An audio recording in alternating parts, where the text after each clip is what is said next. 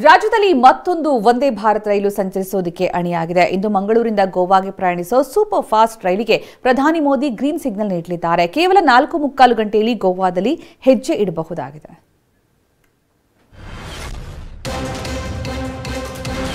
ಮಂಗಳೂರಿನಿಂದ ಗೋವಾಗೆ super fast ರೈಲು.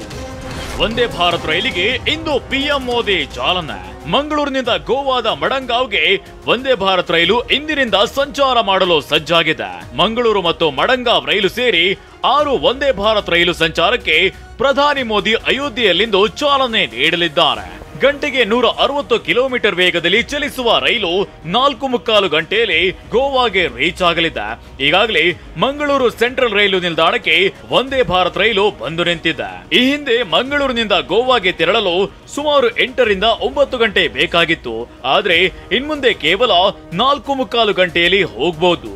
ಮಂಗಳವಾರ ಹೊರತುಪಡಿಸಿ ವಾರದ 6 ದಿನ ಸಂಚರಿಸಲಿರುವ ಈ ರೈಲು ಬೆಳಿಗ್ಗೆ 8:30ಕ್ಕೆ ಮಂಗಳೂರಿನಿಂದ ಹೊರಟು ಮಧ್ಯಾಹ್ನ 1:15ಕ್ಕೆ ಮಡಂಗಾವ್ ತಲುಪಲಿದೆ. ಇತ್ತ ಸಂಜೆ ಮಡಂಗಾವ್ನಿಂದ 6:10ಕ್ಕೆ ಹೊರಟು ರಾತ್ರಿ 10:45ಕ್ಕೆ ಮಂಗಳೂರು ರೀಚ್ ಆಗಲಿದೆ.